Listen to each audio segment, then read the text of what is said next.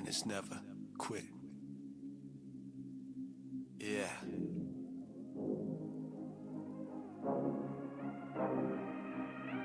Yeah. My mic on? They say, stoop kid, you afraid of being stoop. But I got this beat in my headphones playing on the loop. Working on my craft, get it in with my rhyme pad. Teachers thought I was dumb, didn't know where my mind at. It was all I had, sports didn't provide a creative outlet for me to show what's inside. I can't even lie, since 12 I wanna die. But this music keeps me going and I don't know why. But I think I got my explanation. As soon as I started writing to make a real statement, all of a sudden I gained a reputation, and I could be somebody that would uplift the nation. Yeah, and that feels like gold. I care for how many I help, not how many I sold. And those messages mean more to me than you. So if I'm saving you, just know you're saving me too. This ain't for the radio, this ain't for the clubs, this is for you. You showing love. This ain't for the labels, this ain't for the price, this is for the fight. And never giving up your life. You can't keep me down, no matter what they say. Tomorrow's gonna be better, just don't give up today. So it's up to you, is you gon' sink or you gon' swim? Cause winners never quit, and quitters never win. Winners never take a day off, we go all in. Put in work, walk the walk, no talking. Everybody talks about what they gonna do, but it's funny cause they never do it in front of you. You won't get anywhere by comparing yourself to them. Your journey is your journey, don't worry about the win. Handle the how, do it now and you'll see. You'll get where you wanna be automatically. Handle your business with integrity, and if you don't believe in it, decline it respectfully. I know a few never bees and some has-beens who couldn't follow the heart and it all passed them.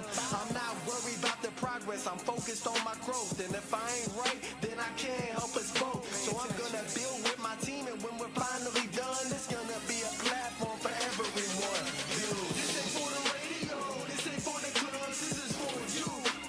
You showing love. This ain't for the labels, this ain't for the price, this is for the fight. And never giving up your life. You can't keep me down, no matter what they say. Tomorrow's gonna be better, just don't give up today. So it's up to you, is you gon' sink or you gon' swim? Cause winners never quit, and quitters never win. Welcome to Shattering the Stigma. This is Mama Dukes, FHF family here with me. We've got Robin Higginbotham. Welcome to Shattering the Stigma, everybody. We've got James Matthews, Sober What's up, Savage. everybody? Grateful to be here today. We have got Rex Silverback, Good evening, Mama Dukes. and our special guest, Brandon Coutura, the Cincinnati Kid. I am in the building. And A kid. We're in for a treat, guys, and I have the GOAT calling in here soon, so we got a lot going on tonight. So 954-524-8000 is the number to call in. We are on 96.1 FM from Pompano to West Palm, 97.5 FM from West Palm to Jupiter, 1340 AM throughout Palm Beach County, live on Facebook at recoveryradio.fm, as well as the net at recoveryradio.fm. We'd love to have you call in if you have questions, comments. So we're going to start out talking a little bit about stupid things that we do. I got plenty. I got 20 years of that. I thought I'm still going. Wealth of experience here. I thought I was graceful, and on Sunday I was having the team over for a barbecue. So I got up early, mopped my floor, had my grocery list ready, talked on the phone with my cousin and said, I'm ahead of the game. I'm going to jump in, take a shower, get to the grocery store, blah, blah, blah, blah, blah, and decided to clean the bathtub when I was done taking the shower. Sprayed the Mr. Bubbles. I guess Mr. Bubbles liked my feet, and It sounded like a good idea. it sounded like a great idea until I flipped head first and bruised 3 ribs and wearing a hat because I can't lift my arm because I dislocated my shoulder. Man. And I can't blow dry my hair. And Silverback offered to do it for me, but somehow I couldn't picture Steve coming over, blow drying my hair. Man, that sucks. Alicia, the contortionist. So, yeah. So grace is not what I am on this day. But, so, few things going on. I'm sure that a lot of you have tuned in on our page on F blank blank K Heroin Foundation. And so my son Frankie has got some things going on, and I'm so extremely proud of him. The reason I have most of the team here with me tonight is I want to talk about how a relapse happens before a relapse actually happens. And what do I mean by that? Well, because before we actually relapse, we plan it out, basically. First, we start thinking about it, just toying with the idea, and then that progresses into, for me, obsessive thoughts that consume my conscious mind.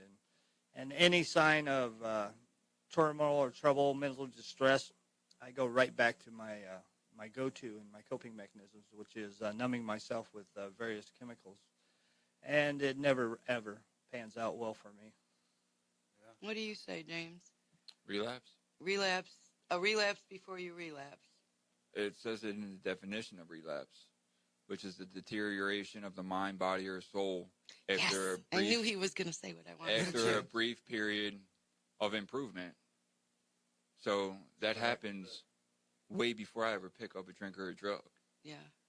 I talked about it before, like let's say I'm doing really, really well in my recovery, and I'm getting up early in the morning. Say I have a set schedule. I'm getting up 7 a.m. I'm getting a nice breakfast up in me, possibly hitting the gym, and I have a certain regimen going on. Well, throughout time, if I notice that I'm getting out of bed, but now it's not until about 12 noon, and now I'm no longer making my bed. I'm slacking on the gym. I'm not eating breakfast or lunch anymore, and maybe about 5 or 6 o'clock in the afternoon, I might get a ramen noodle up in me. But this is all before you've even decided to pick up. It's like I'm already in a dangerous place. You know what I mean? Brandon, how did it go for you?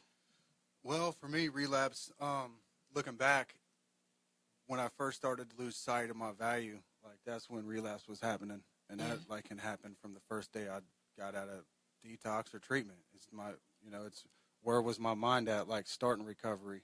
Did I even let that crack in the very beginning? For me, it was how my program is. It's it's a constant check and balances of my value, where my value's at. And if I'm on my way to relapse, then obviously my self-worth is out of check. You know what I mean? I've lost sight of it. So, and that's hard to see sometimes if you don't have a checks and balances system. You know what I mean? If you ain't checking your inventory every day, if you ain't doing what you got to do to see where you're at mentally and where your value's at, man, that relapse can slip in and you won't even see it coming. You got to surround yourself with positive people, too, to keep you in check. Definitely. My dad unexpectedly passed away in September, and, obviously living with my son so long and watching him go through different things, I could see the depression starting to set in. And, I want to say something about the community. And James, you and I kind of had this conversation about how so much of it reminds me of in the olden days about religion. If I'm a Jewish and you're, Lutheran and you're Catholic and we're not allowed to get married or this or that, and not being an addict from the outside looking in, it's kind of what some of the stuff reminds me of is how you can see what's going on, but people will talk about it instead of going to the person to see what they can do. That's a fact. Or maybe that person needs to use Suboxone or get the Vivitrol shot or whatever it is. The stigma has got to go away or people are going to just die and continue to die. You know, when someone's saying, I wanted to go and pick up a white chip weeks ago, but I wouldn't walk in that room because of the way that people act, there's a problem when people are afraid to walk in and say, I screwed up, I need help, I'm back. That's what the rooms are for, too, to go in there and share that with people. And to feel that way, you know, to feel the pressure of the judgments is a shameful thing. I mean, talking about that religion thing, you know, you have the different religions, whether it be a Buddhist monk or Christian, Catholic, Muslim, in the addiction, in the recovery scene. It's kind of, here it is, it's like you love God, but you don't love my God, so you're not good enough. So you're not, yeah, You so know, your way's wrong. in the rooms, you know, you're clean, but you're not clean like me, so like... It doesn't count. And it's like never ending. And like when we were talking earlier, something happens to me when I feel that, because like I know for sure, like I had my own process. Like I was that dude in the rooms that was on Suboxone. People treated me like I had leprosy. Right. You know what I mean? And that pushed me out of the rooms. You know, I didn't feel welcome. And like everybody has to go through some things to get where they're at. And it was, to my understanding, that it's really other people's duties to love me until I can love myself. And I wasn't getting love from anybody, man. Yeah. You know, and it kept me out there. I'm not going to justify me going on run after run after run, man. But like when I go into a room of people that I think are exactly like me, And I feel completely you over. alone. Yeah. You know what I mean? And Where if they're embracing you, you're going to start coming back every day Absolutely. and wanting to make those changes. So. Absolutely.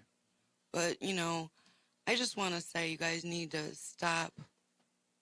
Stop with all the judgment. Stop the judgment. Stop hurting the wounded. Pick Do them not up. shoot our Love wounded. them.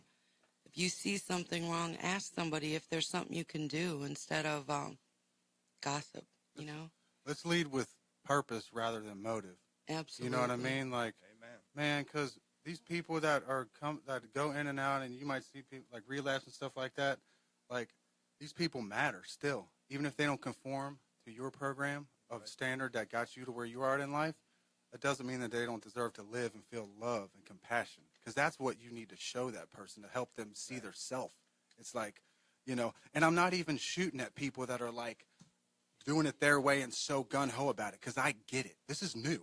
We're like 200 years into addiction. We're not like, this ain't been going on for like forever and forever and having doctors and this and that prescribe this and that to it. So they did the right thing by coming up with the straight and narrow, boot and bada bing, because we know this is going to work. Right. But, you know, here's what changed our generation and our work ethics and the way we were raised and all that stuff. So some people, a meeting might not be appealing to them. Yeah, Some people, medical maintenance treatment might be.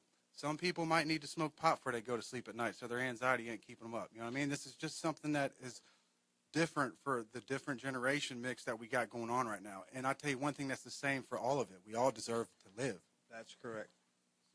I think it shouldn't matter how you tie your shoes or which side you part your hair on. If that's working for you, then nobody needs to worry about it, you know? You know, It's like one of the things that I was saying was, mind if we share? It's all true. He's bigger than you. Let him have it. let him have his way. Give me a goddamn mic. Watch him get real high-pitched. Silver bag. So what I was talking about? Now I forgot what I was going to say. You know, Relapse all starts with a thought. Yeah.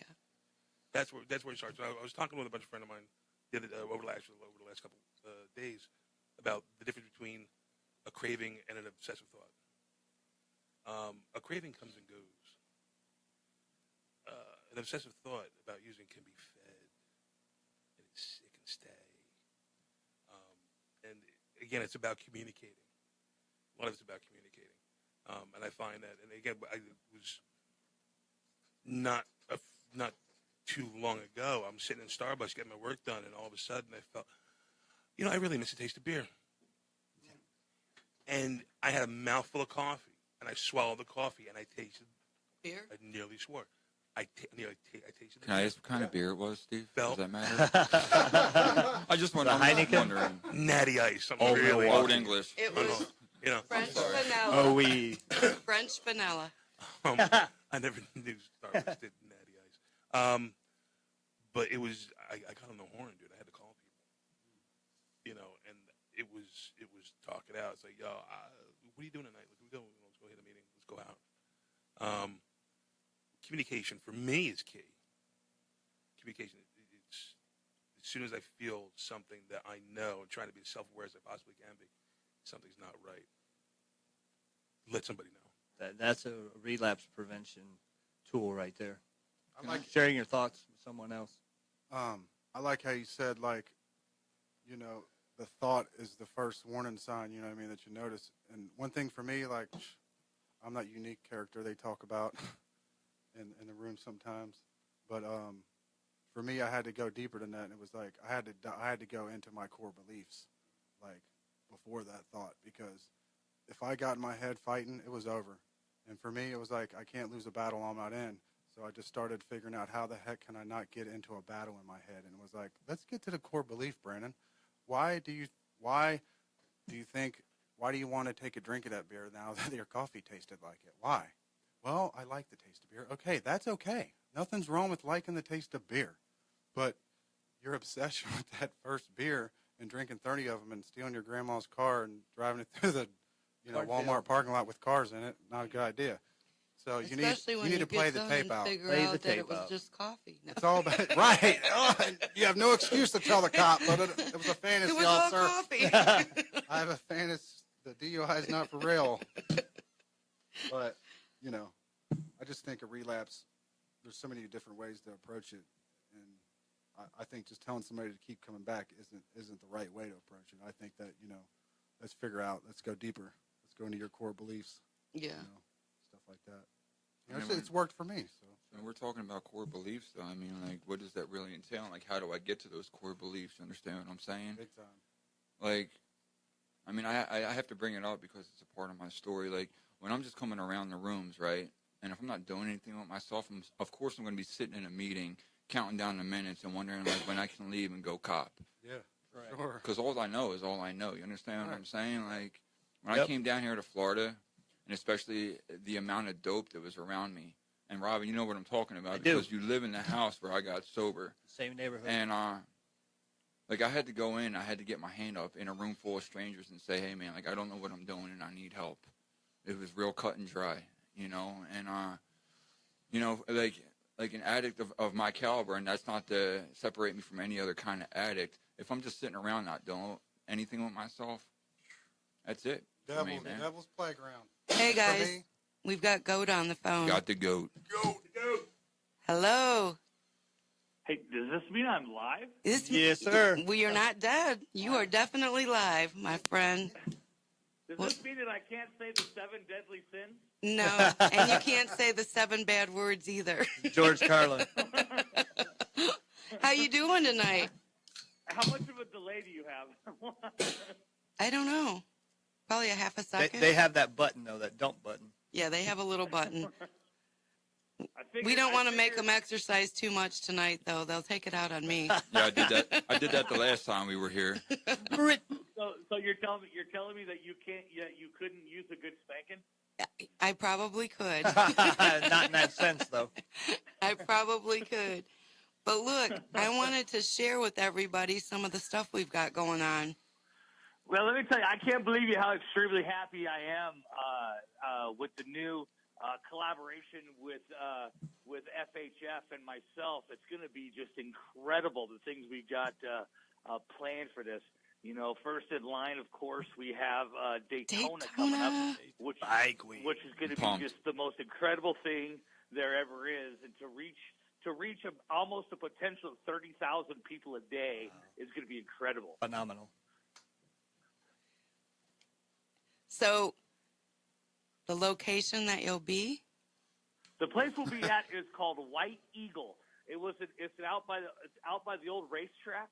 It used to be a hopping venue. They sold, and now they've made all kinds of new additions and everything. And this place is just going to be hopping every single day.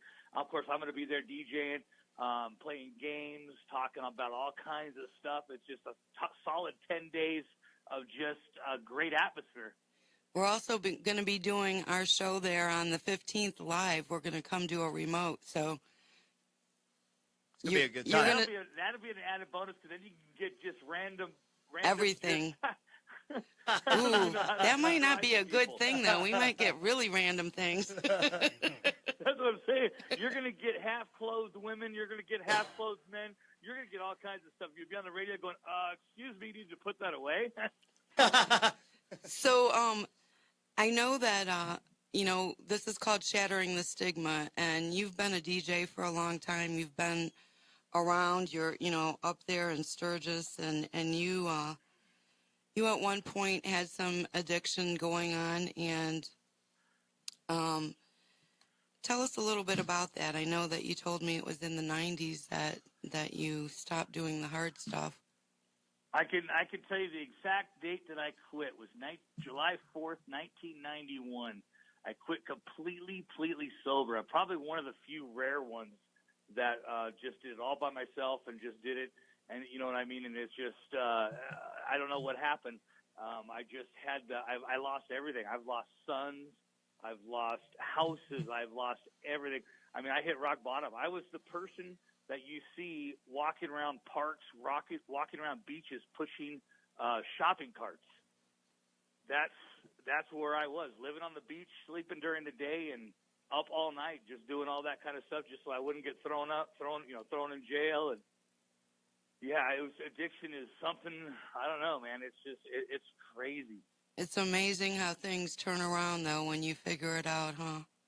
But see, that's the best thing. And that's why I'm glad that I hooked up with you, because I'm out here to tell everybody, and I don't care who you are, if you're sitting there with a needle in your arm right now listening, or if you're sitting there with a glass whatever in your mouth and you're just going, man, there ain't no hope, there ain't nothing. Man, look at me.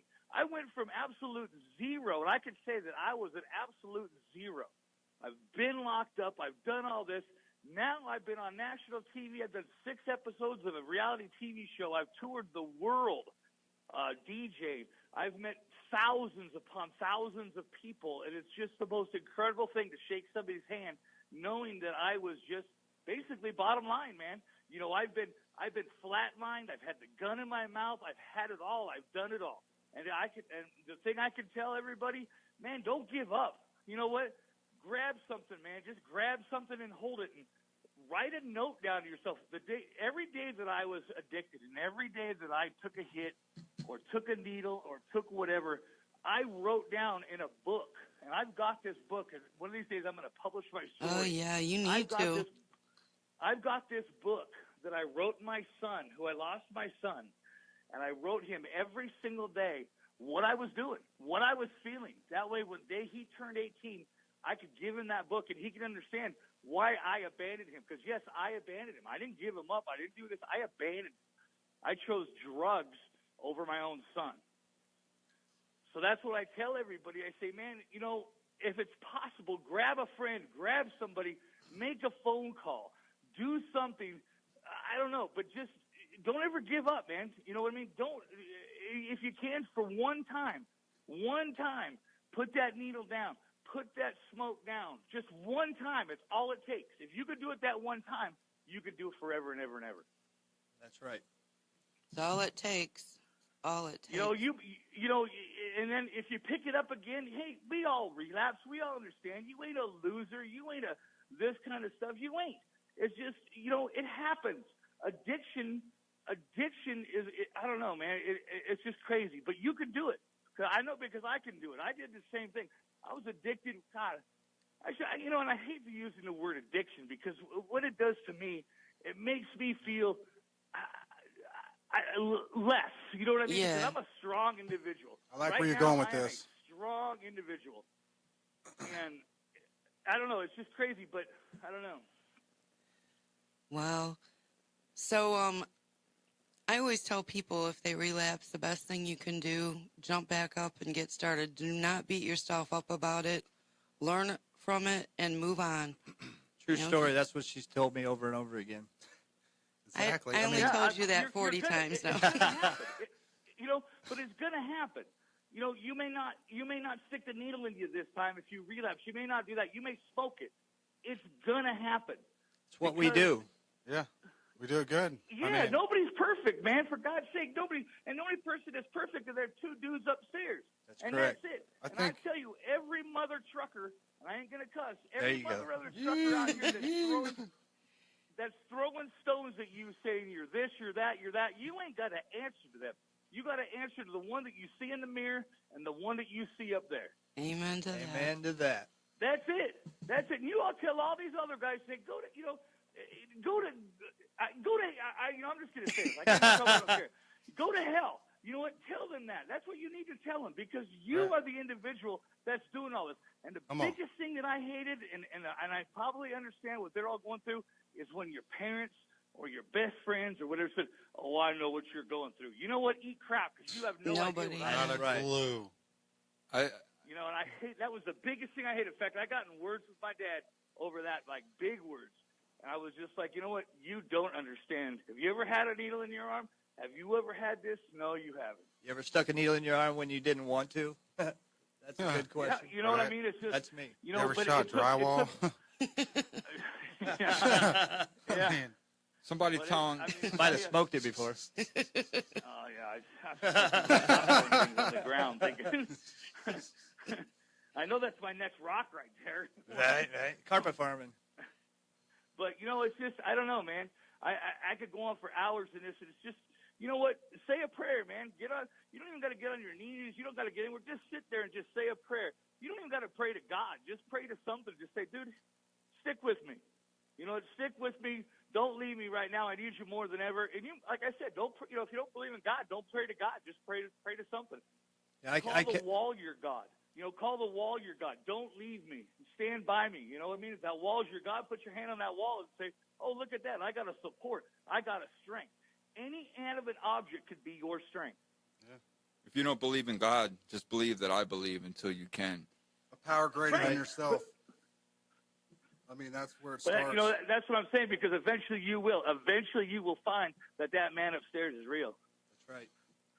Bill W. didn't have a God when he first started coming around. When him and Abby sat across the table from each other, Abby said to him, he said, "Why don't you choose your own conception of God?" And that's what brought him in immediately. You know, it's like a little light went off in his head. And, you know, at the end of Bill's process, man, he found a God. And he talks about that in his story. He talks about that in the 12 and 12. He talks about that in the language of the heart. You know what I mean? And, you know, in Dr. Bob's Nightmare, he ends his chapter of the book talking about your heavenly Father will not let you down. That wasn't Dr. Bob's experience when he first came into the process, man. You know what I mean? Yeah. Yeah, you know, a person that explained it to me the most is I was sitting with Fieldy out in the field at the Full Throttle Saloon. I was sitting out in the field with him, and all of a sudden Brian come up, you know, Head come up, and you know how religion, how that dude's been through, what he's been through. He explained to me, held my hand, he goes, "Go, come here for a second."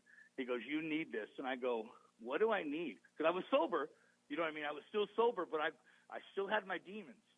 And he said, he goes, I need you to come with me, hold my hand for a second. He said a prayer, but he didn't say God. Yeah. He just said that spirit that's within you. If that's the way you want to believe in it at start, the spirit that's within you. You know, and that kind of hit home, because it's like I had a hard time believing, why would there be a God when I'm doing this to myself or I'm doing this to my family and all this kind of stuff. And then when he said that, I realized that was the messenger from the man upstairs. That's right. Was the spirit. So, but I'm a firm believer, man. Believing day to day. If you make it up tomorrow, if you're there tomorrow, geez, look what you did. You woke up to a brighter day. Amen. Yep. Amen to that one. So anybody that's going to be near Daytona, please, please, please stop down and see, get an autograph, check us out. We'll be raising awareness. Goat will be on doing what he does, and we've got some things going up in Ohio, the 23rd, 24th, and 25th. Forward to I was that. going to say right after Daytona, we're going to be in Toledo. Yeah, and all buddy. those areas right around there at 3 different bars. I'll be spreading the word, and we'll just be having fun. That's my part of the country up there, Northwest Ohio. You know, and I'll tell you what, if anybody's listening right now and they're in that Toledo area or even down in Daytona, if y'all need to get away and go away for an hour or something and talk, dude, I'll make that happen. Right on. Any one of us, too. Just get a hold of Alicia. Get a hold of Alicia, however you got to get a hold of her. She knows how to get a hold of me. And we'll do all that kind of stuff. If you need to get away for a little bit, man, go walk by a side, have a cigarette, do what you got to do. We'll go have a soda. We'll go have whatever. Dude, I'm there for you. I will make that commitment to y'all out there that we could get away for like an hour. So I want to give a shout-out to Jeff Germano. Oh, guys, don't do that. I have to tell you a cute story. Yesterday, he called me with a bunch of things that he's working on, and I said, oh, my God, Jeff, you're doing so much. Eventually, we're going to have to make you our manager. And he started laughing, and he said, well, I'm Ghost manager, too, but I don't get paid for the Ohio stuff. And I started laughing, and I said, I got bad news from you. We're not going to pay you either. And he said, you know what? I just want to do this stuff because it's the right thing to do, and it's going to be something big and help so many people. So, you know, God love him for doing that, you know. And Jeff's got a heart of gold and an empty pocket. Yeah. So do a lot of us. He's such a good dude. You know, he's been through his own addictions too, and this kind of stuff. And he's a good dude. He's got a heart of gold. I mean, he really does. You know, and I offer him. I say, Jeff, there's ways that I can take care of you and all this kind of stuff. So I don't want to hear your bitching about you don't have money. He goes, nope, I'm doing it because we need to do this. Yeah. I said then there you go. There's your payment right there. And sometimes that's all that you need. You know what I mean? Go. Can I ask you a question real quick? Yeah. Where are you from? Born and raised San Diego. All right. Well, what environment did you finally put it together and get sober, clean, sober? Wow, that's how it happened is I was in San Diego. I was sitting there, like I said, I was homeless, pushing shopping carts, doing this kind of stuff. Met this girl, and I said, I need your help. I need this. I got to figure something out. We need to go somewhere where I'm not going to have the heroin, the speed addiction, this kind of stuff. I need to go somewhere where I can't find this. And she goes, well, where is that going to be? And I said, I don't know. Let's go pick somewhere. She said, out of her mouth, the first thing the next morning, we woke up, and she said, we're going to St. Thomas.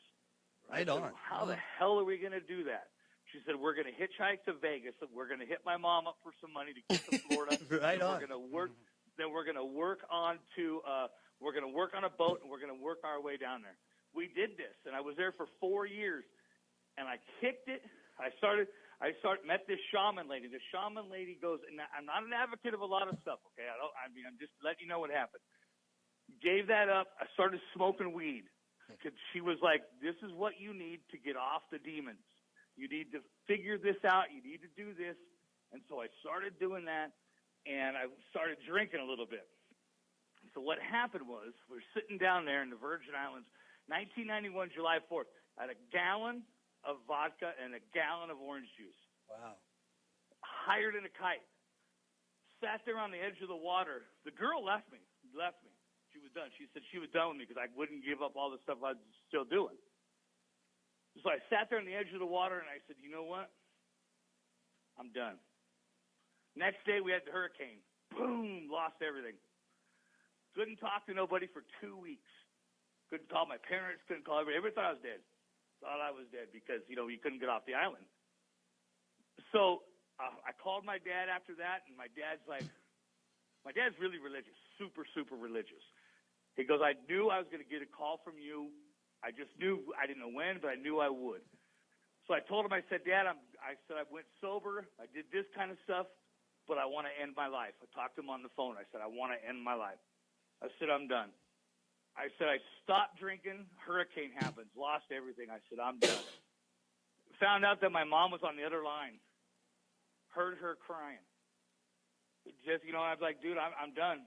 I'm absolutely done. He said, and this is the first words that made me realize that I could be something. He said, come home. Yeah. And I went, Dad, you don't want brought me home because I've stolen everything you've had. I've crashed your cars. I've stole your rings. I've stole all this. And my dad's a cop. My dad's a retired cop and all this kind of stuff. And so I was like, I've done all this. I've done all this. I've put you guys through hell. I've made Mom cry. I've done all. He said, come home. And I said, all right. I said, but I just did it like 2 weeks ago. So I'm telling you right now, I ain't 100%. And all this kind of stuff. He said, come home. And that's where it all started. That's when I went to South Dakota and I met a girl. Got married, did all this kind of stuff. I have the most beautifulest kid, and my life is 100% better. So can I ask you one thing can I ask you one thing real quick for the newcomer that's watching this right now, this live feed, and the person that thinks that they're hopeless and there's no options out there for them? If you can give them one piece of advice real quick, and something that would stick with them and possibly plant a seed, what would that be? Believe. Believe, man. Absolutely. That's the biggest thing.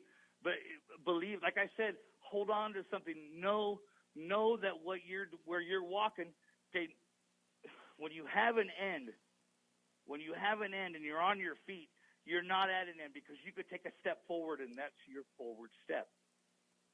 You're always moving forward. Even if you're addicted to something, think about it. You're always moving forward. Absolutely. You're never walking backwards. You catch yourself walking down the road backwards? Not today. Not on purpose. Walking forward. Walk sideways a lot. Well, but that doesn't matter because you're still in a dimensional movement of forward. That's right. And remember this. This is what I always believe in. No matter how hard it is, divorce, addiction, fighting, arguing, any kind of problem you have, you are the solution to every problem you have. And how do you solve that? There is no solution. By walking away. You are the solution. Yep. Because you can walk away from anything. Anything. It's hard to do, but you can walk away from anything. And I don't mean ending anything. I mean walking away from it. That's true. Because I'll tell you right now, people like suicide. People think, oh, suicide's this, suicide that. I've been through it. That's the most chickenish thing you could ever do in your life. Because you're going to hurt more people than just you. Just passes the pain on to someone else. That's 100% the truth, my brother. 100% the truth. How much clean time or sobriety do you have at this point? I still drink, but I don't do it like every day. I'll go out and have a beer. I don't drink brown liquor no more. I don't drink the hard stuff no more. I have a couple beers every so often. I'm not going to lie to that. Cigarette smoking, I've been free of that since the day my daughter was born, so 15 years. Wow, that's amazing. As far as drugs are concerned, I smoked a little bit of weed, but other than that, 1991, July 4th, 1991, and I still got the tank top from down in St. Thomas. Wow, I separated from the military in that year. That's a long time ago. Yeah. So that's when I did it, was that day. And, I'm not going to lie. You know what I mean? It's been there. But, dude, just the biggest, like I said, the biggest person that's going to believe in you is yourself. That's right. Ain't that the truth? Appreciate your honesty with that question. Everybody's recovery. Do what? I appreciate your honesty in answering the question. Oh, yeah, why? I mean, yeah, I could sit here and lie to you and say this and that and other thing, but that would just hurt everybody else. That's right. Giving hope to people. One lie. You're in trouble when you lie to cover up your lies. Mm-hmm. Correct. I mean, I'll keep it all the way real with you. Some people are able to do that. Yeah. My experience is, let me try and go have a drink or go try and smoke a blunt or two, and it always ends up being a train wreck for me. I've been down that road several times, and that's just the type of addict I am. And that's you talked about cigarette smoking, man. Like, it doesn't seem long, but I haven't had a cigarette since September 1st, 2015. And like the way that my body works, if like I put one Newport in my body wants more Newports. I put a beer in my body, I just can't relax and just sit down and chill and drink sociably, man. Like, I automatically go on a bender and go right into shooting dope. I mean, that's just the way that my brain works. And I've tried that time and time and time again. And some people will be like, well, James, what do you think about like 10 years down the road? Do you think you'll be able to drink? I don't care about 10 years down the road, man. Like, I know today I can't drink. Today I can't smoke weed. I'm sure I can get a medicinal card. I can guarantee you I could if they check my paperwork. What helped me, because I did go sober for a long time, but you know what helped me was drinking O'Doul's. Yeah. Because it's like cigarettes. It's like cigarettes are a fixation. Sure. You know, sometimes it's like that fixation of going into your mouth. You know what I mean? It's the motion. Sometimes you just go through the motions. As in an O'Doul's, if you're sitting in public, you're like, grab yourself an O'Doul's. That's how I did it. But that gives me a false sense. That gives me a false sense of ease and comfort right there, man. Like, I just put something in my mouth, and it's not what I want, but I already released that obsession to drink or use. And like I said, for the type of person I am, I'm off and I'm running, man. That O'Doul's has 1% alcohol in it still, man. It does something to me. You know what I mean? Like I said, but you can't quit cold turkey is what I'm saying, is do it that way. You know what I mean? Oh, absolutely. I feel you. Just like if you can't quit smoking, go to vaping. Yeah, I think it's important that, like, we see each other like, hey, that's all right that that's your program, and that's all right that this is my program. You know what I mean? Like, but we're both at the finish line. You know what I mean? Are we talking program or are we talking about recovery? Because that's not a program right there. Well, I mean recovery. Program doesn't tell me to go drink an O'Doul's, right, bro. Well, I can tell you that right now. Let me ask you this. But dudes have been sober for 50 years, and are they still recovered? Are they 100% recovered? It depends where they're at. Where they at with God is what I'm going to have to ask them. You understand what I'm saying? It's not enough for me to say. I understand 100% what that means. I understand 100% Absolutely. what that means, because even a thought is still going back to it. I know old timers with like 50, 55 years that when they're cruising by a bar, their brain tells them, hey, man, like a shot of freaking wild turkey seems really appealing right now. And that's with 55 years. That thought will never, ever leave me. It's after 7 seconds I turn that into a self-obsession, and that's a dangerous place for me to be, man. You know, and thank God I'm not there today. Thank God you realize that, for real. Absolutely. But, yeah, no, that kind of goes back to what we were talking about, is everybody's recovery is different. Everybody, what they need to do for them doesn't work for the next person. Absolutely. Love and tolerance. Ain't no two snowflakes alike. Correct. Give it to a silverback. Hey, Goat, it's Steve. We talked the other day. For me, the whole thing is the quality of your life better now than it was previously by following whatever program you're following? Oh, my life's 10 million % better. Exponentially. Everything. Yeah. Everything's. I mean, it's like I could walk out the door. I could smile now. Sundays I don't go to church, but my daughter goes to church, so that's the closest thing that I get to God. Because when I die, I'm waiting, and my daughter's going to open the door. She's going to say, "Daddy, this is Jesus." Yeah. So my life is great. Oh, absolutely. Then that was just the point I was looking to state. You know, there are so many ways that we can travel. There's so many journeys we can go on in order to improve the quality of life and learn to love ourselves and learn to do right by ourselves and by other people. And you can kind of really make it put it in simplistic ways. It's ice cream. You know, it's ice cream. It's so many flavors. Your flavor might not be my flavor not be your flavor, but we're both on a mission to get better. And if through whatever path or journey of change that we've taken, if our life is of significantly better quality, then we must be doing something good. If we wake up happy, I used to wake up angry because I woke up. Now I don't. And yeah, you know, I believe that. And it's like the quality of everything you see around you improves with your gaining sobriety. Everything you see, the friends, like what I do. What I do, for instance, you know, up at there, I'm working up at the throttle. How I have access to all these big name bands, and it's like my wife says, once a year your friends come out and they're your best of friends. Hey, give me back there. Hey, give me this. And you know what? Like right now, it's like I call like 6 of my friends to help me move something. Oh, I'm too busy. I can't help you. Yeah. But when rally comes around, it's like you really see. Being sober, you really see and you understand who's there for you and who's not there for you. Yes. because you really opens your mind. It really clears your mind. That's right. And you know, it's funny. The people you think are going to be there aren't always the ones that are. And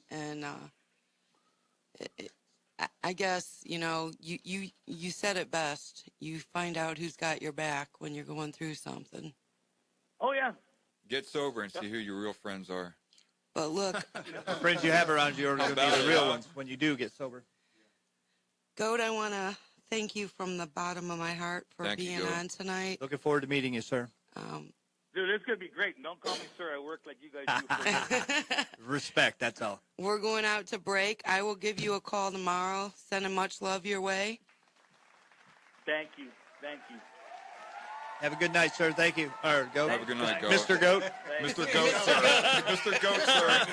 Mr. Goat, sir. Mr. Sir. Mr. Sir. But, so, anyways, that was exciting. I'm looking so forward to the stuff we're going to be doing with them. Yeah.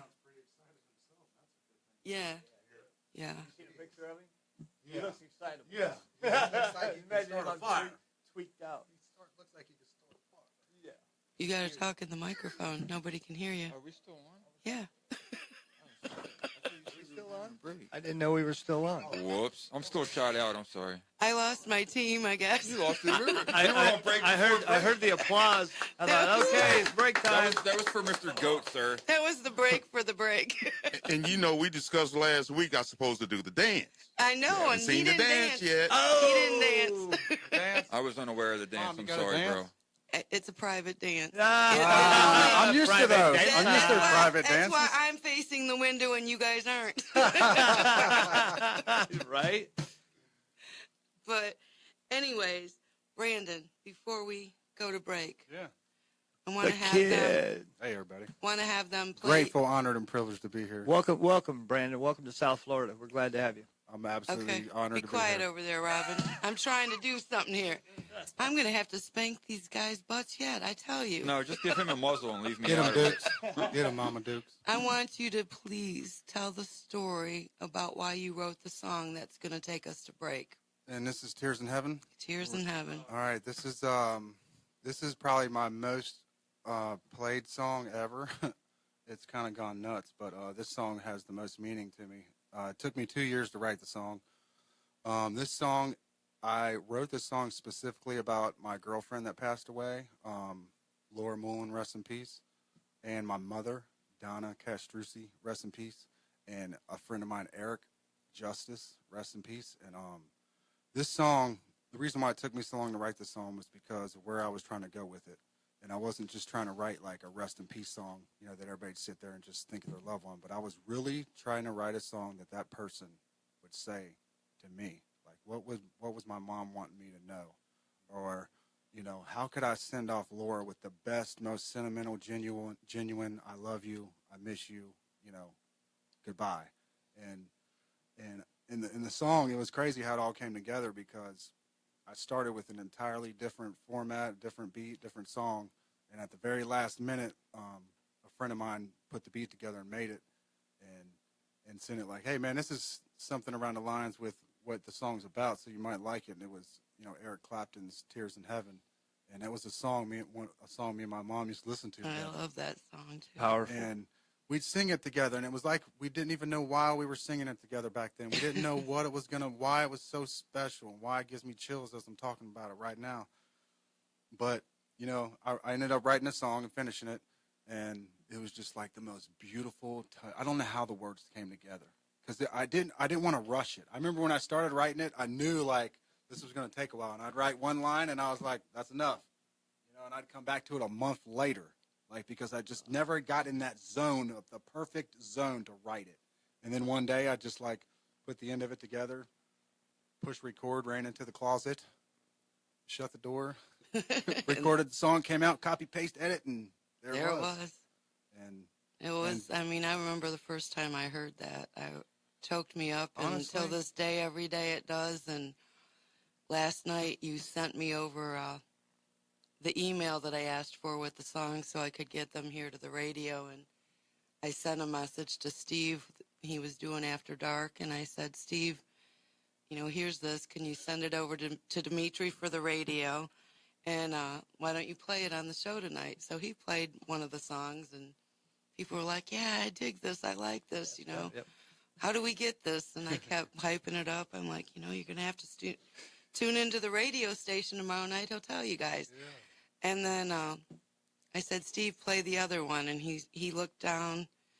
I could see him on the camera. He says, oh, it says Tears in Heaven. I might need tissues for this. Yeah. And Steve's a big guy. It's a choker. But Steve is a sensitive guy. And He is a sensitive guy. I love people that can cry and have emotions. And so on camera, Steve's listening to this song play that we're gonna be playing here in a little bit. He was choking up and crying, and people are sending messages in, Steve, don't cry. We love this song. How do we get it? You know? So you know what? That's what I love to hear. I love making people cry. Yeah. I love making people cry because you know what? When you hit somebody's emotion in that spot, man, you done did something. But right. then You know? the funnier part, like this was meant to be because I called Ben this morning, the owner of the radio station, and said, we were just talking about the remote we're going to be doing in Daytona and things, and I brought up, you know, Cincinnati Kid's going to be our guest today, and he said, who? I just sent a message to this kid today, and that's his name, and told him to send me some music, and I said, well, he's going to be in here.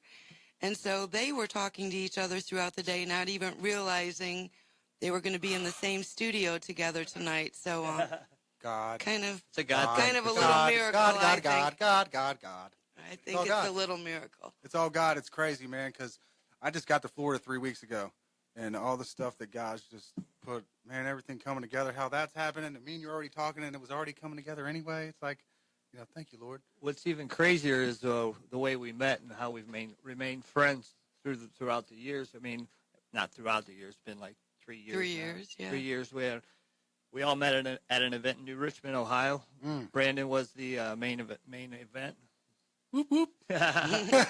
And we've stayed connected since that point. And God brought us together here in the studio, and No better feeling. It's something. camaraderie. It's brotherhood. something when you see somebody that survived that same plane crash you That's did, right. okay? That's meant to kill people. Who survives a plane crash?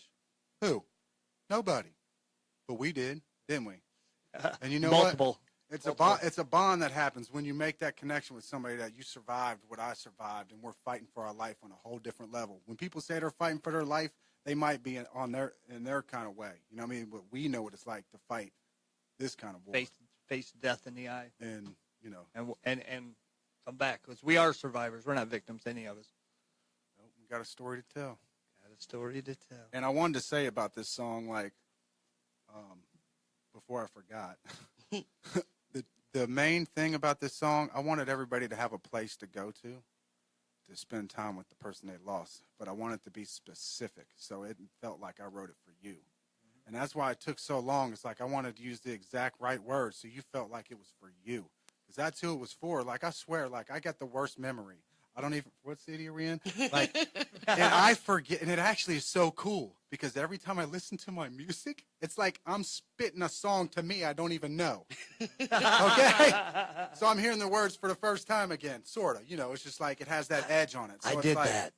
So it's so cool to hear this song like Tears in Heaven and like hear like where I took it because now I'm hearing a song that's coming from my voice and it's said perfect how I need to hear it. And that's what my intention was for all of you. Because I know it's tragic to lose somebody you love. I do. And I know it's tragic to not be able to find that place where you can meet with them in a moment and just like, you know, just be with them. And I designed this song for that, for 4 minutes, for you to have a place that you can always go back to. You can keep it on repeat and stay in that place, but you will always have a place in that song to go to be with somebody that you've lost and to actually hear a message back from them. Because if you listen to the third verse on this song, I actually wrote it as if the person was given a message. So, Are you dancing? He is dancing. You got to stand up when you dance. stand up, boy. You got there. Fly, brother. Okay, I must be we're saying going to something break. good. I'm sorry you all can't see what I can see, but that was one dance. So 954-524-8000. Please call in if you have questions. 96.1 FM from Pompano to West Palm. Woo!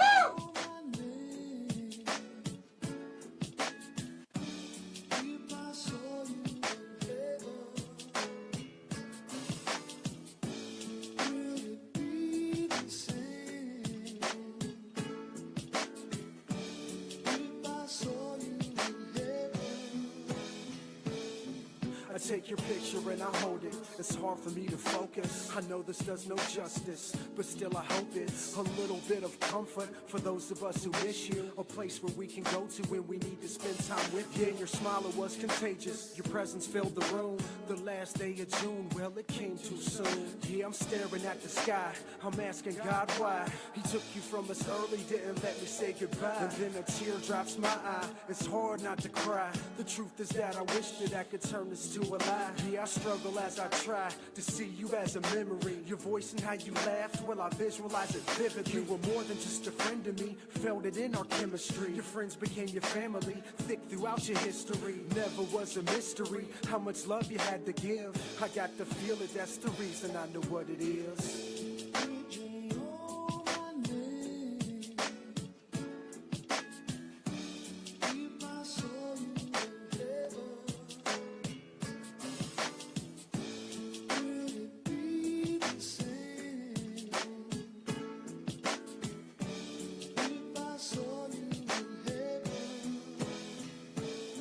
You're in my heart forever, cause in my vision you're missing. And I sit and talk to you and I picture you listening. Right now I'm just wishing I could feel that touch, cause the time I had with you, well, it wasn't enough. Yeah, sometimes it's tough for me to get out of bed. All the what if sinner shoulda dones, they haunt me in my head. In the words that you said, they stay on my mind. I hear you tell me that you love me, everything will be fine. Yo, I lose it at times, can't fake this ache, cause there's an empty chair where I used to set your plate. Hey God, listen, there must have been a mistake. They say I'll see you again, but how long will it take? I need a break, I need some relief. I know you didn't want this, you was robbed by a thief. And how I deal with the grief, what is getting me through?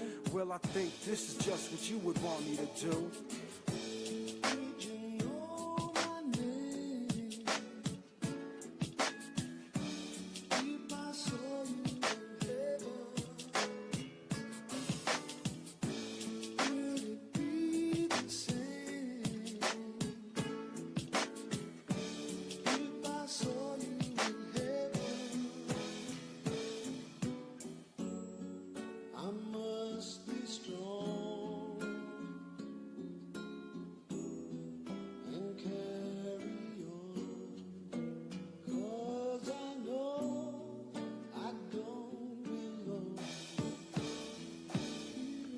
To all of those that miss me, I miss you too. Accept my apology for what I put you through. I didn't know what I was up against, I had no clue. I used to daydream of heaven, well the dream came true. Now there's no more pain, and I don't feel hurt. Soon as I got here, this man washed all of my dirt. I wasn't chasing a drug, what I was after was love. And it was hard to see yours from the hole that I dug. Now I see it was enough as I look from above. Close your eyes, please feel me as I give you this hug. I know it's not the same, please stop crying. If you need me with you now, just know that I am. If you're missing my love, well, I'm giving you some, cause now I'm in that place where my love came from. I might have got taken by the thief in the night. I fell into a pair of arms that are holding me tight.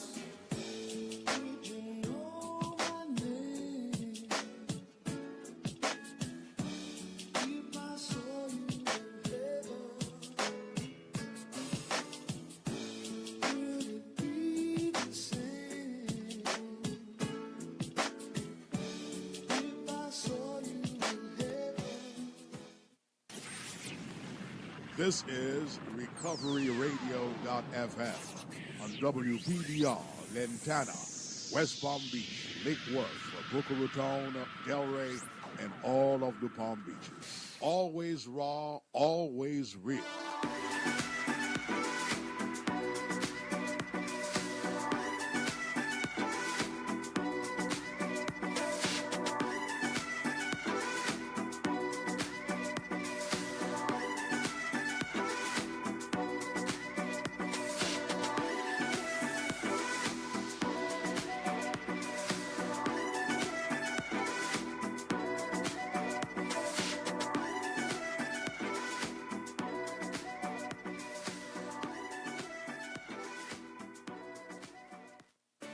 Technology is making the things around us smarter than ever before. It's making our day-to-day easier. And now, what powers those things is smart too. With the smart technology behind FPL's online energy dashboard, you can keep track of your energy use. And when you take the free online home energy survey, you'll see where you're using the most energy and find smart, new ways to save up to $250 a year. Visit fpl.com/easy to save and learn how to make your bill even lower. Hey guys, James Sweezy here. Real quick, if you're experiencing daily fatigue or having trouble sleeping, I found a product that was designed to help improve symptoms associated with post-acute withdrawal syndrome. TheLiquidRecovery.com provides supplements designed by people in recovery for people in recovery. The AM formula helps to improve energy and supports natural relief from brain fog. The PM formula helps support natural sleep so you can fall asleep and stay asleep, and it helps reduce feelings of anxiety or irritability. The folks at theliquidrecovery.com want to be clear that this product will not get you clean and sober. It's simply another tool for your toolbox to help combat fatigue and sleeplessness. Order now at www.theliquidrecovery.com and be sure to enter the discount code RADIO for free shipping. That's www.theliquidrecovery.com. James Sweezy, I'm out. Whoop, whoop, skittle bop. Skittle bop bop bam, Recovery Radio FM. Trying to recover, man. Well, doggy, Recovery Radio FM. Come get you some.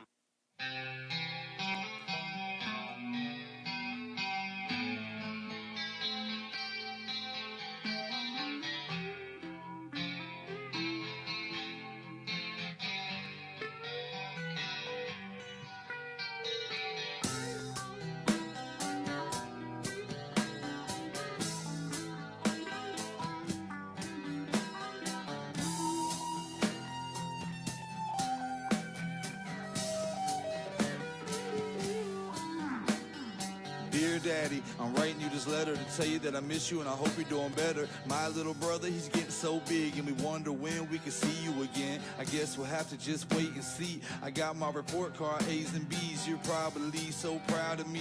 Mama is too, but she's sound asleep. We had a long day, got behind on bills, and Mama cried cause she found your pills. I guess it brought back old memories, but I forgive you, Dad, between you and me. I hope you can see what you mean to us. When I go to sleep, I dream of us. You're my hero, Dad, so big and tough, and I love you, Daddy, love your son. I may not wear a cape, oh shoelaces from my eyes, but there's a tear for each mistake. As I come to realize I am a hero, a hero to you.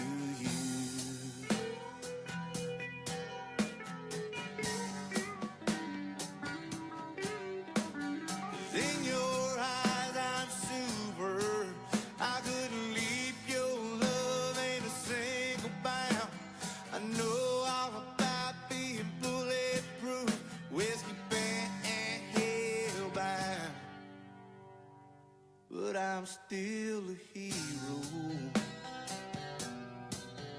a hero to you.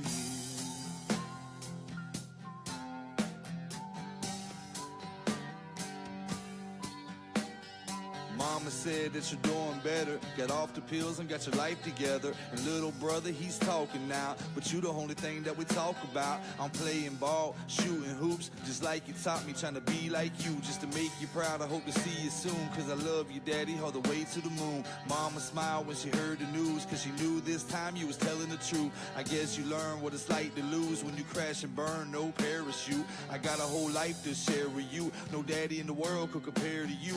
And P.S. I love you, Daddy, love your son, write me soon. I may not wear a cape, oh shoelaces from my eyes, but there's a tear for each mistake. As I come to realize I am a hero, a hero to you.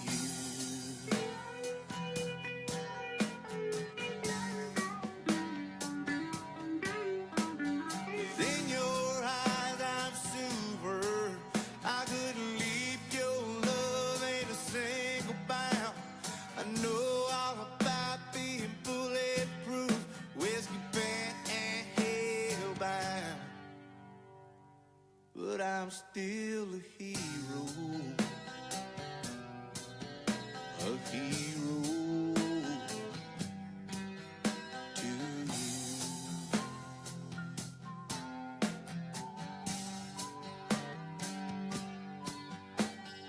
Dear son, I got your letters, and I guess you know now that I'm doing better. I know it seems like it's been forever, but it took a little time to get my life together. Seemed like yesterday things were different. I woke up today and everything is missing. My life has changed and it feels like prison, but the letters you wrote kept me from quitting. You were my hero from the very beginning. I love you to the moon, but there ain't no limit. I guess I learned what it's like to lose when I crashed and burned, no parachute. I got a whole life to share with you. No son in the world could compare to you. And P.S. I love you, son. Love you, daddy. I'll see you soon.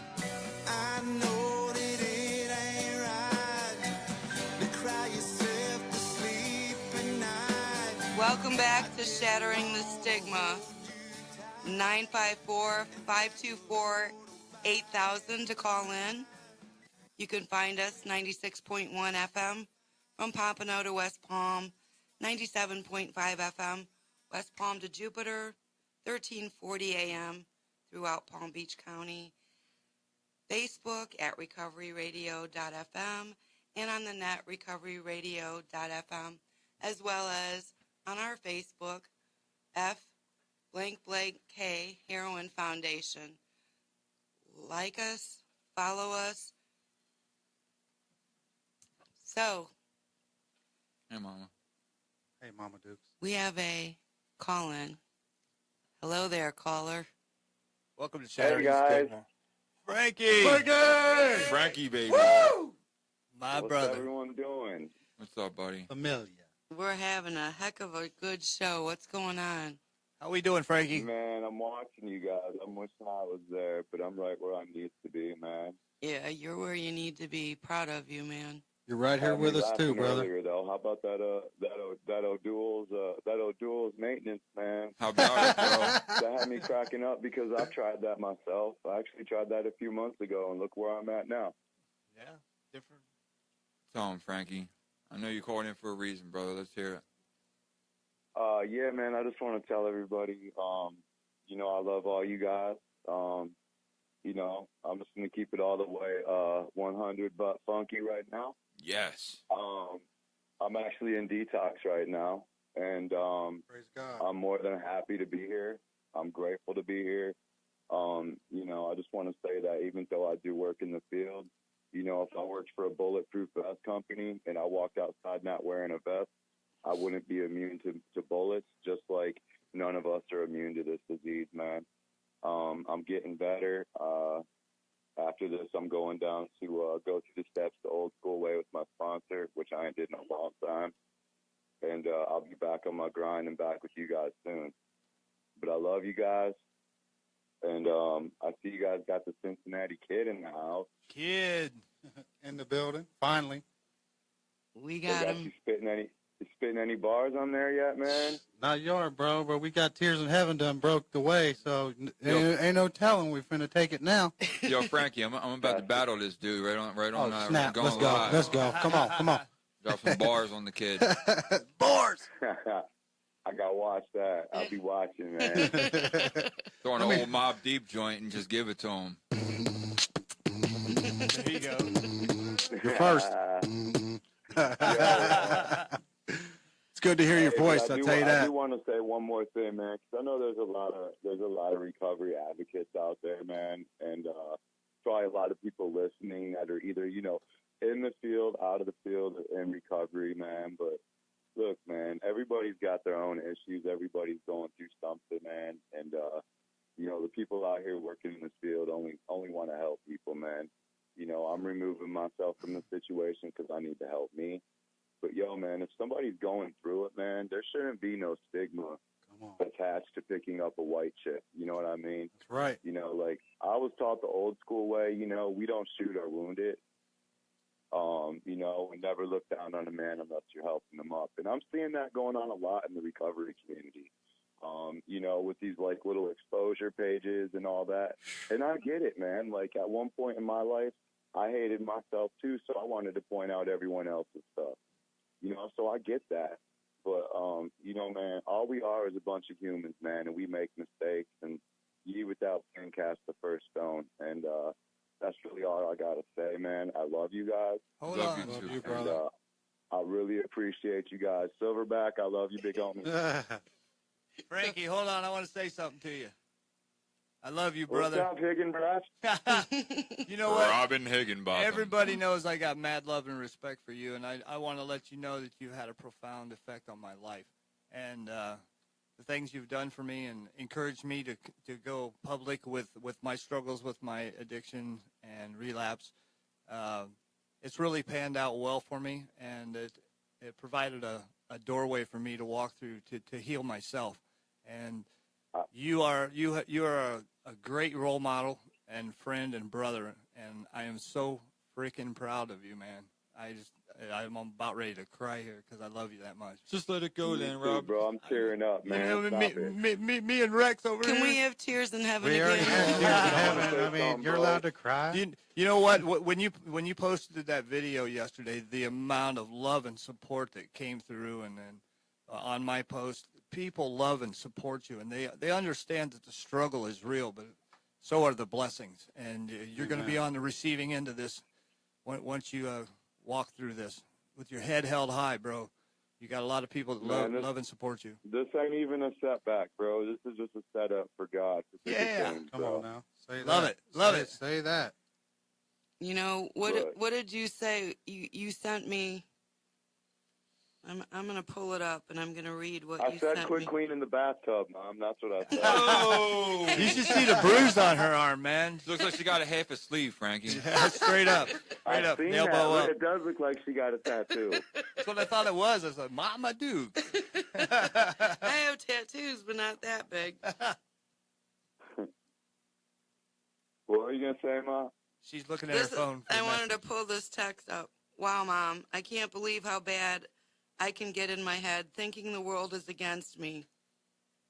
So many friends have reached out, and everything I thought would be and go horribly wrong, people didn't even actually think, and they love me for me. And I have taken a lot for granted. Saul, Craig, and Ivan all reached out immediately. We are sticking together. Ben from the radio said he is proud of me and can't wait for me to come back. The TV show is putting our flight on hold for a month. They want me to live and show what it's really like to fall down and come back up. I don't know, Mom. I have way more grateful things to be grateful for than the few things I've been caught up on. I know I have let you down. I broke trust and I put you in jeopardy. I promise that today is the day I get my life and you get your son back. I really needed to do this. I feel like so much has been lifted off my shoulders.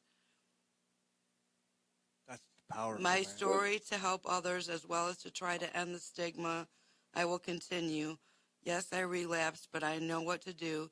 This is not a setback in life, but a setup from God for an opportunity to still show others. That meant so much to me, that text.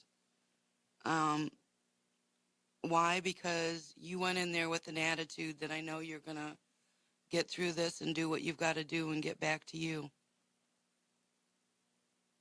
Yeah. I mean, I really get here with that attitude. You know what I mean? And I think it was just a matter of, like, you know, like I even said in that text message, that I got so absorbed in my own thoughts and caught up on a few bad things that's happened. And, you know, one person that doesn't really even need to be in my life, but, you know, I was hung up on that, and that was all I could think about, you know. But, you know, it says in the book, you know, God does for us what we can't for ourselves. And, you know, that's how I got to look at that situation right now, man. And for all the people that's reached out, man, I love everybody tremendously. And, man, I'm very grateful to be here. The food here sucks. I can't smoke, but I'm back on that vape life and chewing Blowing tobacco. clouds. I don't even chew. But, yo, it's going, man. It's going. You know? And I love you guys. Hey, Frank. And Silverback wants to say something, bro. Hey, man, Steve. Big Steve. Love you, buddy.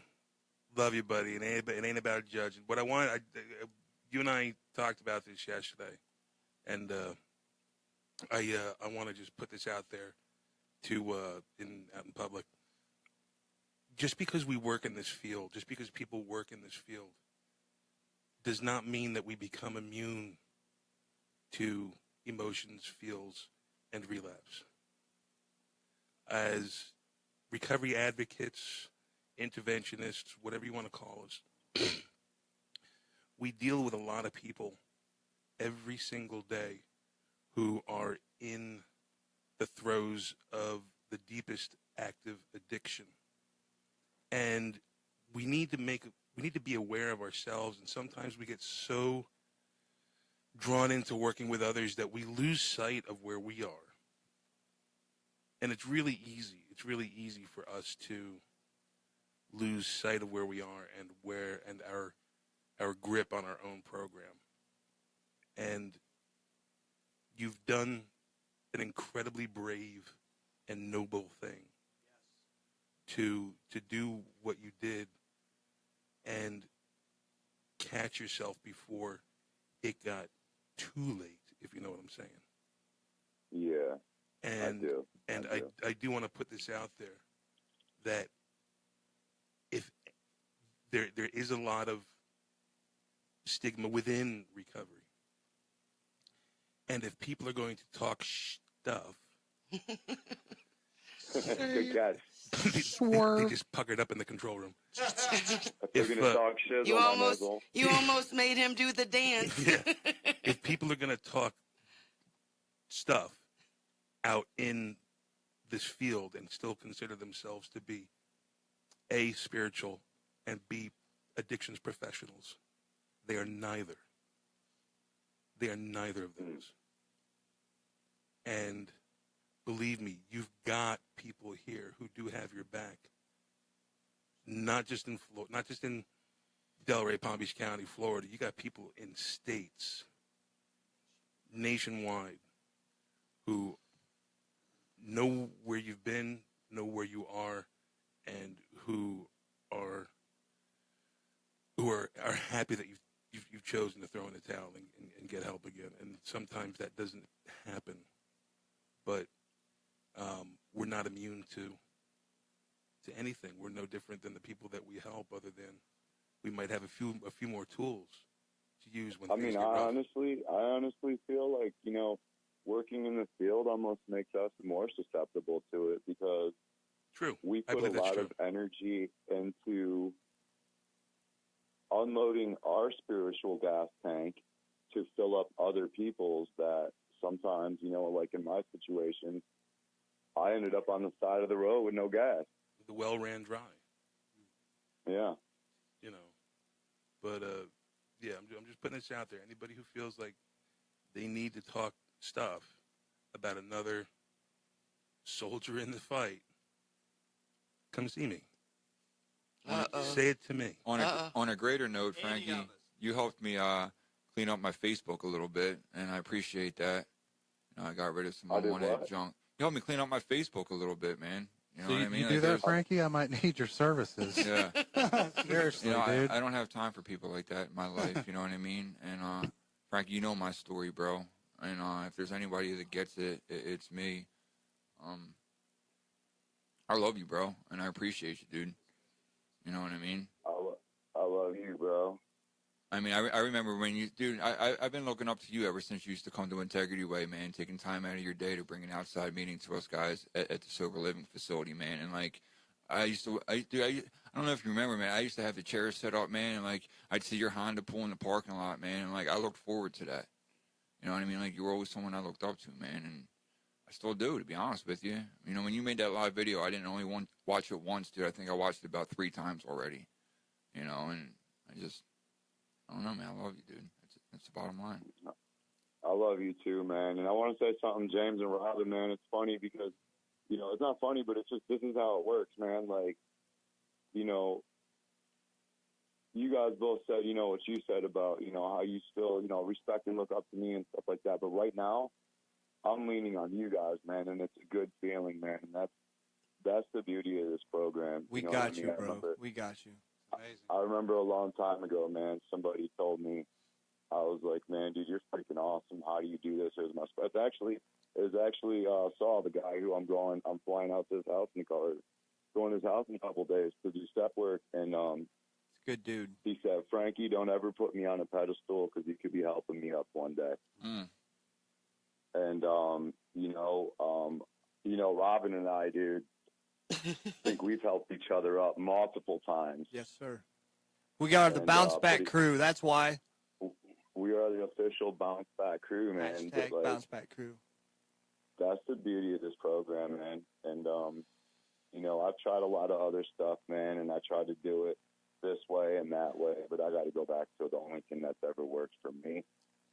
And, that's in that big blue book, man. And I can't wait to get back into that work. Frankie, I got one for you real quick, bro, before we, I don't know if you're getting ready to get off the line. You talked about that big blue book, right? And when I was in York, PA, I was with a gentleman who had 18 and a half years sober. And I looked up to this old timer. I'm not going to put his name out there. It doesn't matter. What I do know is when they wrote the 4th edition of the Big Book of Alcoholics Anonymous, this gentleman was on the committee to determine whether or not they were going to keep all the same stories in the back of the big book, or if they were going to switch them up, add new ones, take old ones out, blah, blah, blah. He was on this committee for the 4th edition of the Big Book of Alcoholics Anonymous.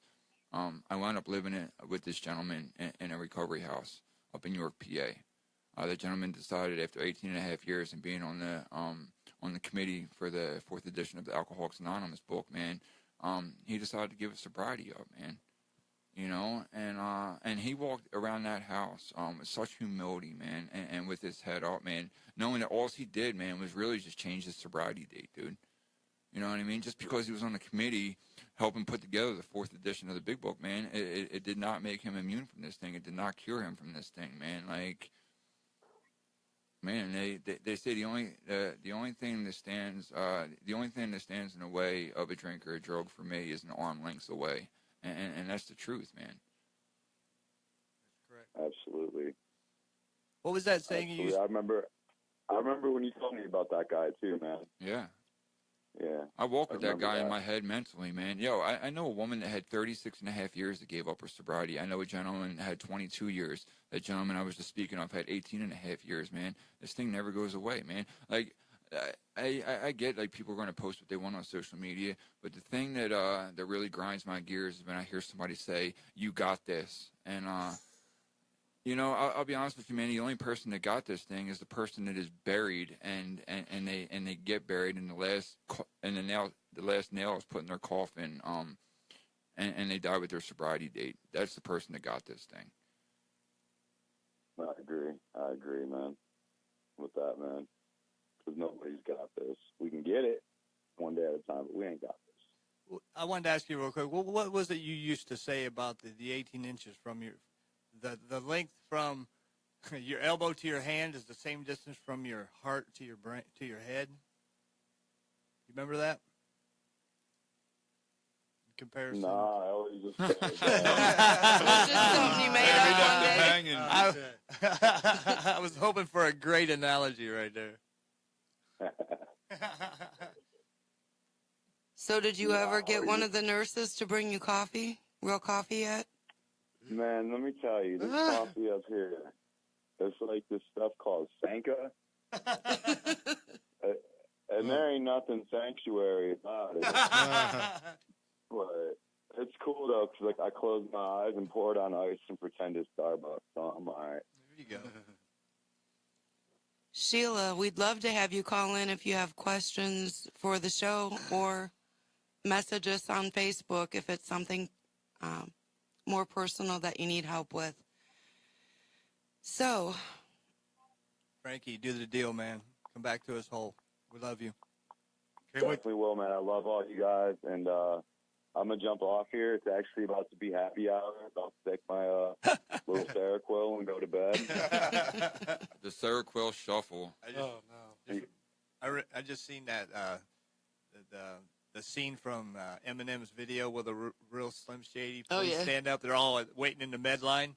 Please stand up. Please stand up. Santa Quill Nation, population 1 quillion. But yeah, man, I'm about to do that, and I love you, Mom. Love James, you. Robin, Silverback, man, Brandon. I love all Forward you to guys, seeing man. you, brother. Can't wait to see you, man. All right, love you guys, man. Love you Bless too, up. Frankie. F heroin. F Woo! heroin.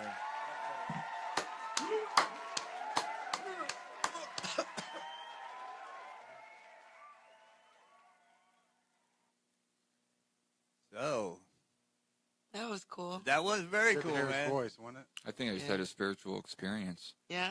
I'm dead serious, man. I got chills. I'm That's proud a of spiritual him. experience. I really Over here am. crying proud on of him. Lisa's shoulder. Love you, Frankie. Can I say something real quick about that? You can. You know you can.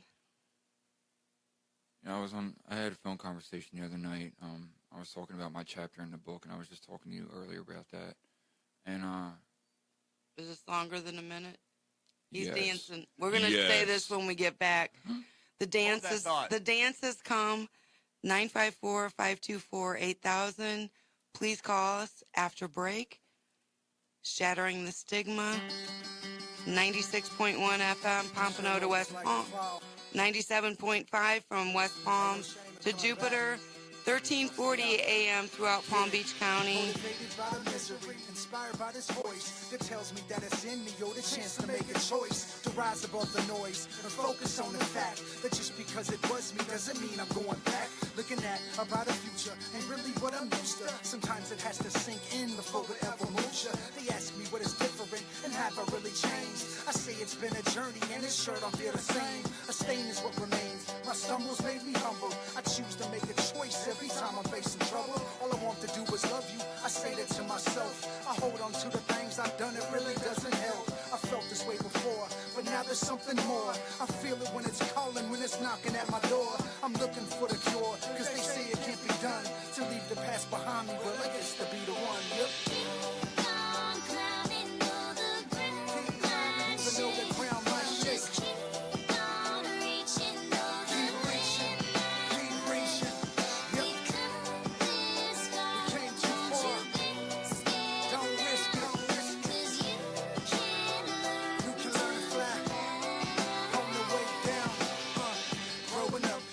Picture being homeless, addicted to drugs, all alone and feeling hopeless. And I know this is just part of my journey up at school, but I wish we could go back to being kids and in school, but we can't. This is life. Growing up is just a part of it.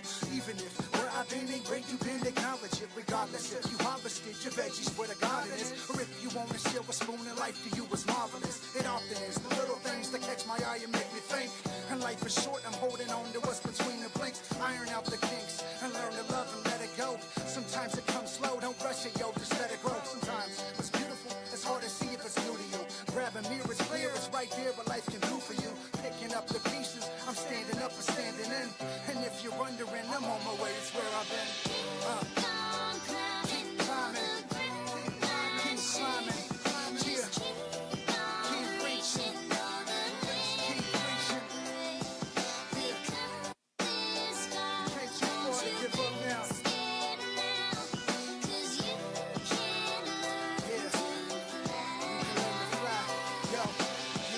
Up to tear it down, and this is what I found. I had to dig it deeper just to get me off the ground. I'm off it now, I'm looking for a spot to land it.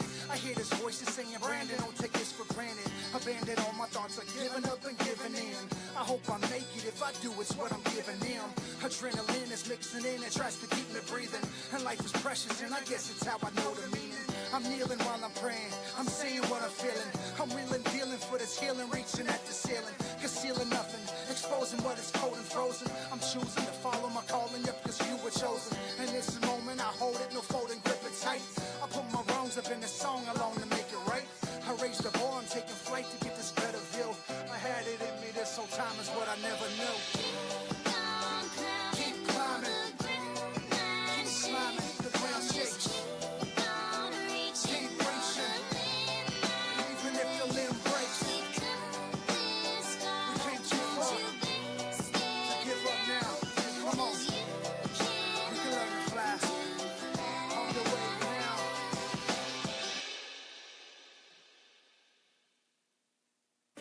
Technology is making the things around us smarter than ever before. It's making our day-to-day easier.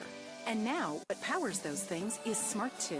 With the smart technology behind FPL's online energy dashboard, you can keep track of your energy use. And when you take the free online home energy survey, you'll see where you're using the most energy and find smart, new ways to save up to $250 a year. Visit fpl.com/easy to save and learn how to make your bill even lower. Hey guys, James Sweezy here, real quick. If you're experiencing daily fatigue or having trouble sleeping, I found a product that was designed to help improve symptoms associated with post-acute withdrawal syndrome. TheLiquidRecovery.com provides supplements designed by people in recovery for people in recovery. The AM formula helps to improve energy and supports natural relief from brain fog. The PM formula helps support natural sleep so you can fall asleep and stay asleep, and it helps reduce feelings of anxiety or irritability. The folks at theliquidrecovery.com want to be clear that this product will not get you clean and sober. It's simply another tool for your toolbox to help combat fatigue and sleeplessness. Order now at www.theliquidrecovery.com and be sure to enter the discount code RADIO for free shipping.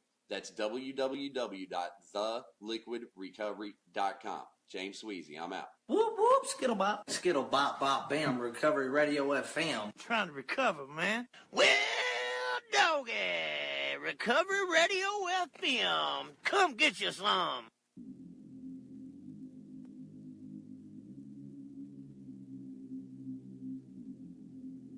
When it's never quit. Yeah.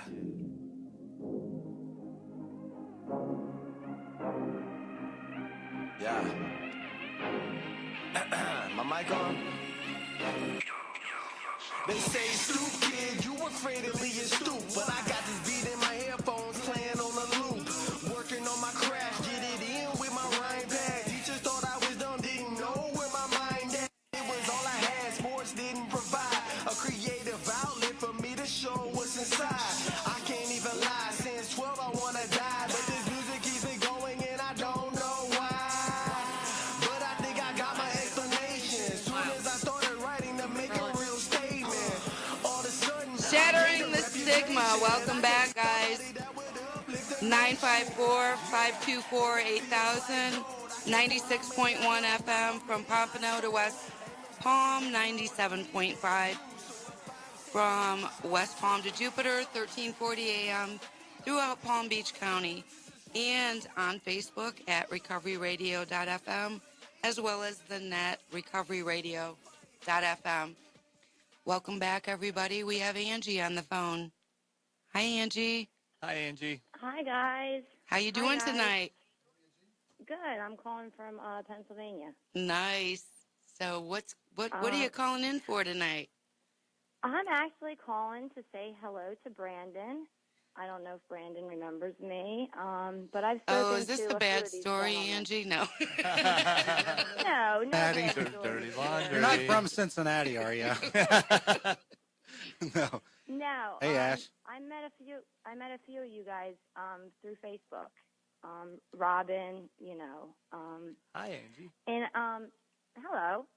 And I was just listening to Frank's story, and God bless him. I do hope he, does the right thing, and Oh, he's doing it already.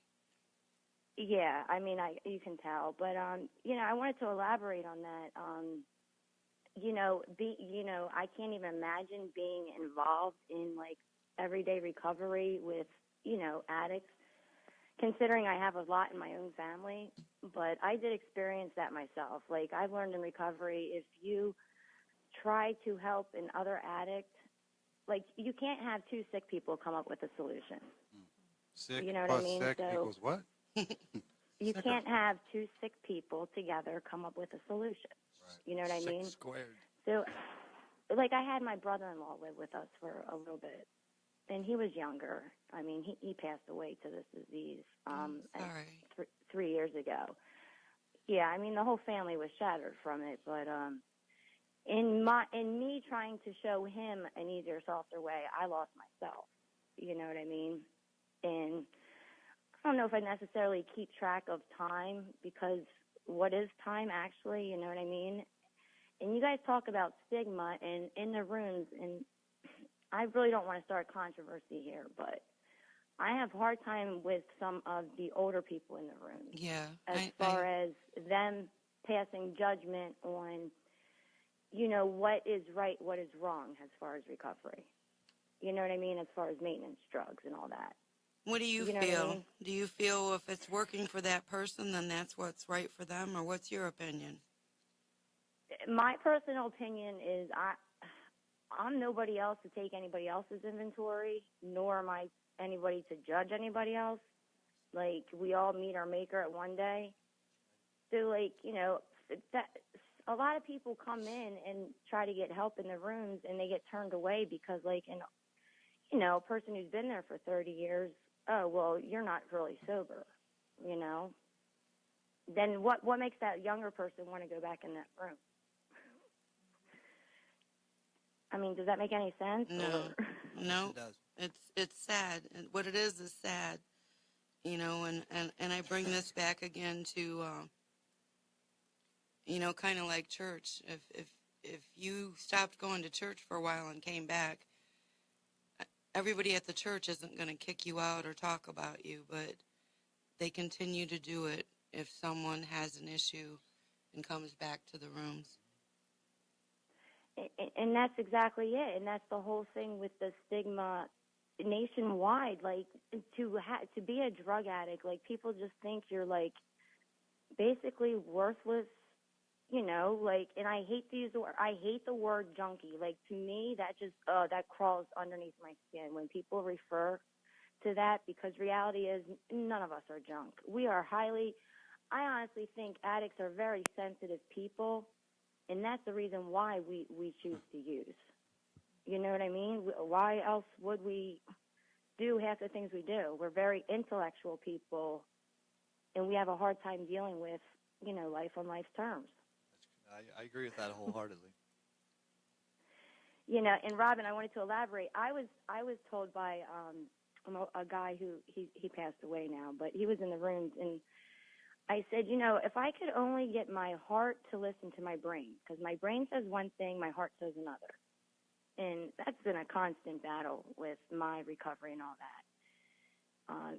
And he told me, well, the irony is that there's 12 inches from your heart to your That's what you were trying to get Frankie to tell you. Yeah. What was that again? Yeah, so, and even so, Bill W.'s house, you know, the leader of AA, whatever, I also was told there's 12 steps in front of his house. Just like there's 12 steps in the meetings. Actually, that was Dr. Bob's house. Me and Frankie actually had an opportunity, and it takes 12 steps to get to his front door. Yeah, that's what I was told. Okay. Yep. So symbolic. And me and Frankie were blessed to actually sit on those steps, take photos on those steps, sit on his porch, and we actually had a tour of that house. And sat at the table. Yeah, we sat at the table where Dr. Bob and Bill used to sit and drink coffee, and he usually didn't take people up to the third floor, up to the attic, and I don't know if it was just a day out of the ordinary, but he decided to take us up to the attic, and then he took it a step further, which he never takes anybody to, and he took us down to the basement. So we got the full effect tour, and I still have all those pictures on my social media page still to this day. I won't delete those pictures. And actually, the Serenity Prayer is in Dr. Bob's room, and you know, they say you can actually get on your knees at the foot of Dr. Bob's bed and say that Serenity Prayer, and you get a spiritual experience. I didn't take advantage of that, but it was a powerful moment just to be in that house. Period. It was awesome. The hair on the back of my neck standing up when you said that. Yeah. Legit. Oh my gosh. Legit. Well, his room is exactly how he left it before he passed. I mean, he was sick before he passed away, but I'm gonna tell you, I mean, the third floor, they don't bring anybody up there because just like in the big book Alcoholics Anonymous, there was a man that jumped to his death because he couldn't deal with the DTs, jumped right out the attic window. So that attic is very sacred. Yeah. Oh, wow. Absolutely. Wow. Absolutely. And that's what I mean. If we could only go back to the times when things were so easy, like that's we just make things so complex. So they didn't have but books. I just wanted to call in, huh? Yeah, they didn't have books. the first 100 people that recovered from alcoholism and addiction, because trust and believe, they didn't only struggle with alcohol, they struggled with sedative, as they like to call it in the big book, Alcoholics Anonymous, which I think that was a nice way of saying morphine. Yeah. And but my thing is they didn't have a book to recover from. They didn't have beautiful church basements to sit in and clubhouses like how it is down South Florida. No, they sat around in a house in a living room, chain smoked cigarettes, drank percolated coffee, and they went through some simple spiritual principles, man. That's it. They cleaned you up real quick, man, and they sent you out to help other people. Usually within about a week or two, you were forced to go help another alcoholic and addict on the streets. That's just the way this thing worked. You know what I mean? And the principles were real simple. Trust God, clean house, and work with others. Right. Everything else now is all complicated, and people want to write notebooks upon notebooks on the fourth step, and it's not even like that. You know what I mean? It's real basic and real simple. And they got away from that, and I think that's the problem, is that it's gotten away from all that, the real meaning of it. Because if people were out there helping another recovering alcoholic or an addict, then they wouldn't have time. Be in a position where, well, you got to remember the new rules that they have now, where you have to be a year sober to even chair a meeting, or you have to have 2 years sober to sponsor someone, or we're going to take a step a year, and that means it's going to take me 12 years to get to the steps. And it's I want to know where these newfound rules came at. You know what I mean? When did these come into play? Help me figure this out. They were never there when I originally started, and I'm 37. How many years clean do you have now, Angie? You know what? By the grace of God, I will have 4 years on March 1st. Yo, that's what's up. That's awesome. No, that's awesome. Yes, it hasn't been an easy road, but it's definitely well worth it. So. Thank you so much for calling in tonight. No problem. I would not trade my worst day sober for my best day high, because it's not worth it. Yep. You guys are the bomb. I love you guys. Thank you, Angie. Thanks for calling in. Thanks for calling, you. All right. See you. Take care. Bye. So, Cincinnati Kid, let's tell them, because I don't want to be a liar, and I promised people on After Dark last night that you were going to let them know how to get a hold of some of your music. Okay. Where they could find it. Okay. You can easily find my music on this platform. You can go to the Cincinnati Kid page on Facebook, and it would direct you to a couple different places where you can hear my music for free, and you can also download it for free. But if you listen to my music and you believe in the push that I'm doing, I have a platform where you can also purchase it as well to help fund what I'm doing. You can go to www.squareup.com/store/New Age Recovery, and that's where you can find my album. And right now, I got a deal going on. It's a principle that I live by, and it's you got to give it away to keep it. So all my CD sales right now are being doubled. So any order that you put in, I will double it, and that's indefinitely. So if you buy one, you got to give somebody one. And I really appreciate all the love and support, and everybody that is backing me up. I hate putting a monetary value on my music, because when I started writing music and doing this out of my closet, it was I just wanted to put something in my headphones that I could relate with from beginning to end, that would help me and inspire me. And that was my only intention. And as I've shared it and it's gotten out now, there's a demand for it, and it's starting. The doors are knocking, put a price on it, put a price on it. And it's I hate putting a dollar sign on it, but you can download it for free on ReverbNation.com, or you can buy it and support what I'm doing at SquareUp.com. And I really appreciate all the love and support. And I do this for us. It's a we thing. So I hope you quite a playlist it. On SoundCloud too. Yeah, I was going to say you're number one in Ohio on SoundCloud. Yeah, I've been kicking butt in Ohio, and just topped 100,000 plays. Yo, on Reverb Nation. My brother. Freaking bad, man. Haven't got a check yet, and that's not what I'm in it for. I'm in it to make you cry. And put chills on your arms, and maybe make you call somebody you need to call, or get on your knees. That's what it's about. This dude is definitely cool. Thank you, Beavis. So definitely cool. We have Miss Stephanie here in the house with us. Stephanie. Hi. Stephanie, I have to have Stephanie because that's who keeps an eye on James for me. James is a hard one to keep a handle on. Stephanie's the truth. He's wild sometimes. He needs it. Sober savage. But, you know, we've got our whole team here. Frankie called in. Mike Pack up in Ohio. He's the only one that's not here. But, you know. Love you, Mike. We've got a heck of a team. We're all in different areas. And, you know, I'm not in recovery.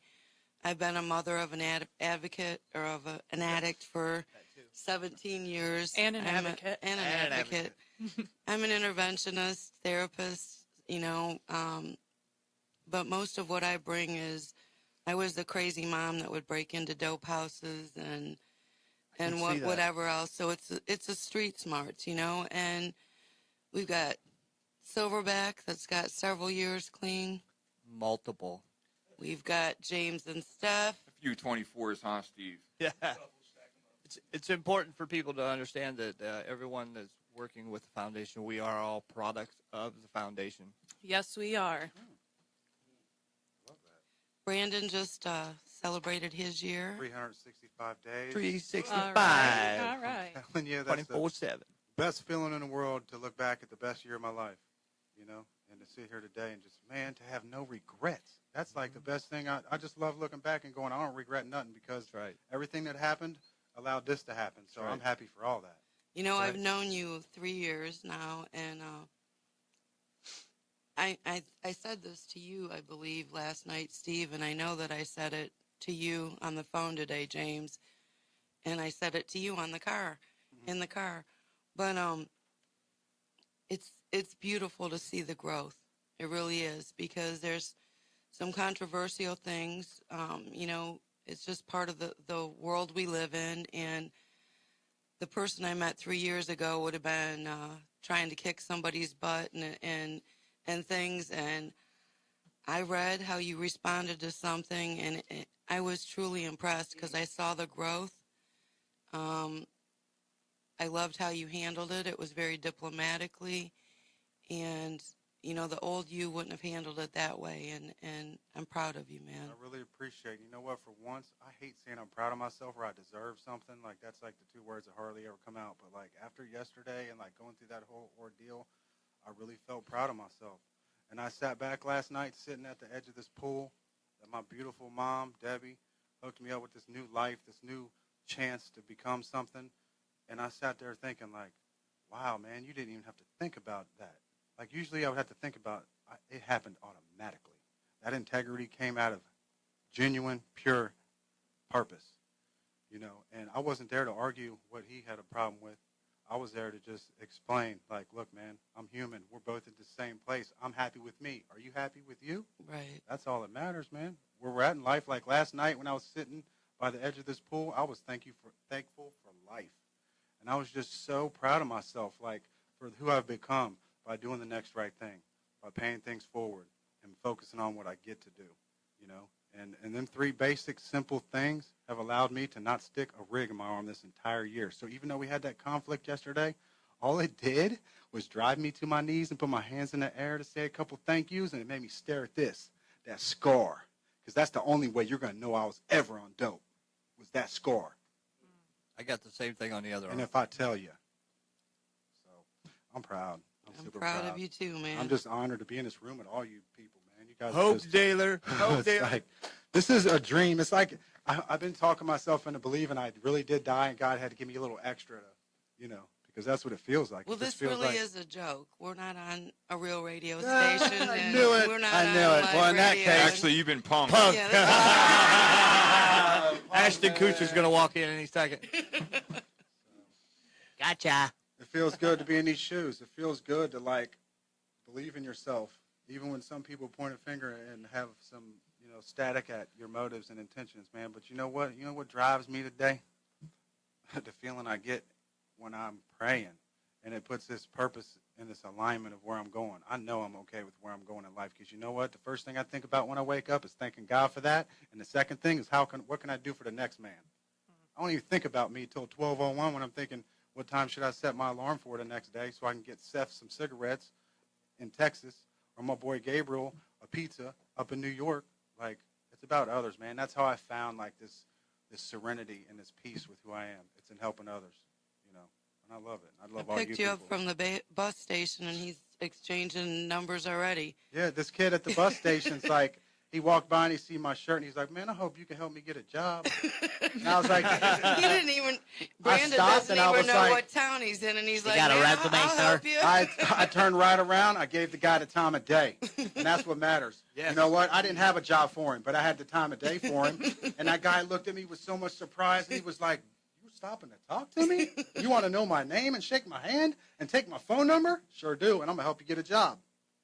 Because you know what? We get to people. Stop looking at things that's like you have to or aggravations you get to. Because I guarantee you, my mama would trade any of you people that are cleaning toilets tonight, or any of you people going into detox, laying down to go to bed, and all these things that look like aggravation in our life.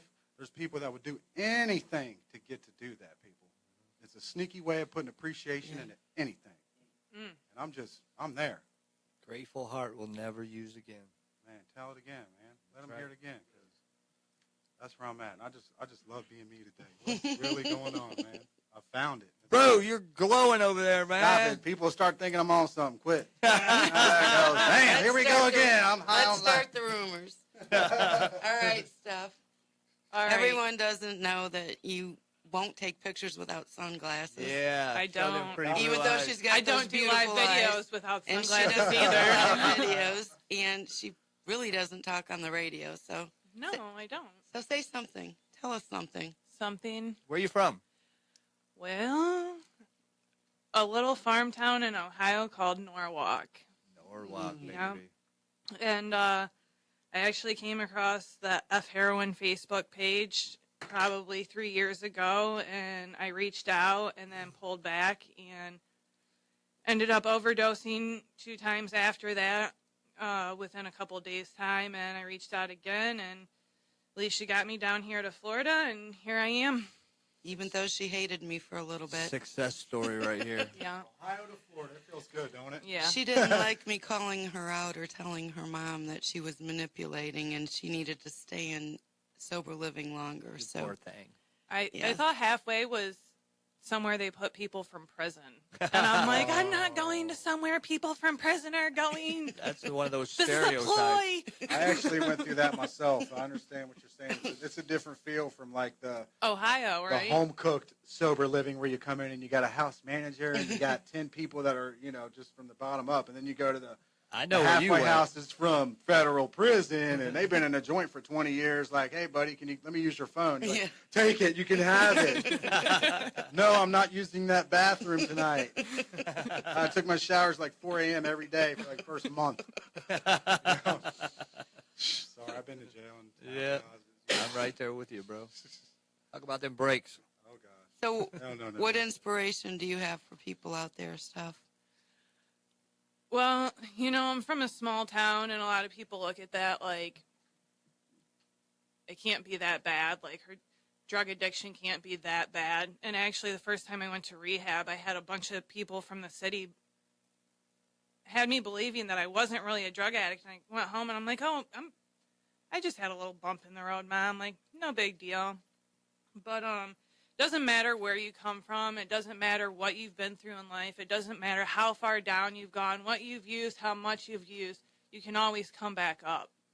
And even though I'm from a small town and I haven't traveled a lot and I haven't done a lot of things, like I had a nasty drug problem that led me to give up 2 children and lose houses and lose cars and lose relationships. And here I am almost 19 months clean with almost all them things back in my life. And they'll keep on coming, girl. And I'm a college student again after 5 years. That's what's up right there. Man, that's just story of redemption right there if I ever heard one. Redemption, baby. I'm proud of my team, I tell you what. That's the most beautiful thing when you see like a life and you hear about it, but you can't see it. You know what I mean? It's like you hear it in their story and then you see like this new life. It's like, that's why you're glowing like that. Right. You know what I mean? That's why you look brand new times 10. That's right. Because that's how you get it. I'm not like suggesting anybody go through addiction to get that glow. Don't have to go that far. So our book came out a couple days ago, Dare to Be Sober. www.cleanmotivesllc.com. If you'd like to order our book, it also can be found on Amazon. But we'd really love you to order it from us. But anyways, we've got a lot going on. I'm really excited. March is going to be amazing. Bike Week, Daytona, Bike Week. Ohio, the last 3 days, Portsmouth on the 25th. A couple live remotes during that time we're going to be doing with recoveryradio.fm, hanging out with the GOAT. Mr. Goat. Looking forward to it, I don't sir. know. I think he's going to hurt Robin when he meets him. He keeps calling him Mr. Goat. That's You gonna got my turn into permission. I want to squash that right now. I kick him in the butt a lot. You have permission, Mr. Goat. Put it on a shirt. Mr. Goat. No. Put it on a shirt. Sir, Mr. Goat, Mr. Goat, sir. Mr. Goat, sir. Great guy, man. He had a lot of knowledge. Yeah. So you got some new music, Brandon? Getting ready to wrap up, guys. I got a whole notebook ready to drop. So I'm reaching out right now to anybody in Florida, Southern Florida, that's got a studio, anybody that's trying to connect with the music. I'm out here starting from scratch, so I'm looking to get plugged. So. I got you. Gambo? We'll take you to the Magic Join Factory. us Shout out Factory. to Hood Hippies and Mike Gambo. Yeah. He'll get you what dialed, bro. I need a plug, man. Seriously, dude. I'm down here with nothing. I'm like on the hunt for a laptop and a USB mic. Like that's how I get down. No, but No, he's got the setup, bro. Join us next week, guys. We love you. If nobody told you, shattering the stigma. We love Cheers you. and Love you guys. love y'all. Thanks for tuning in.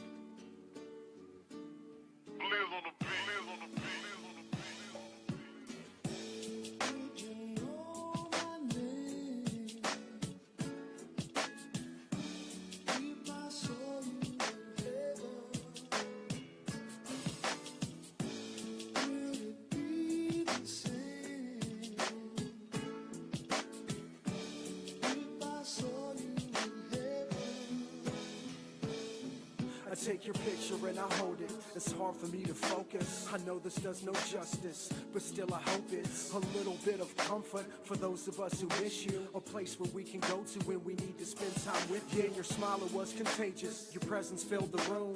The last day of June, well, it came too soon. Yeah, I'm staring at the sky.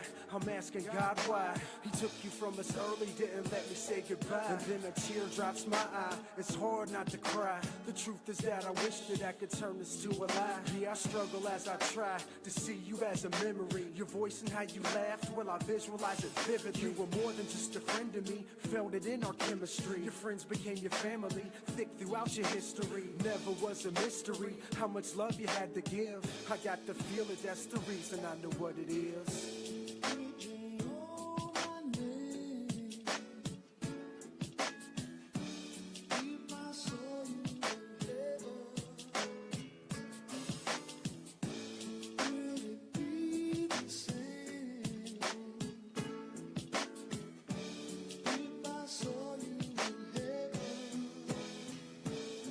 You're in my heart forever, cause in my vision you're missing. And I sit and talk to you and I picture you listening. Right now I'm just wishing I could feel that touch, cause the time I had with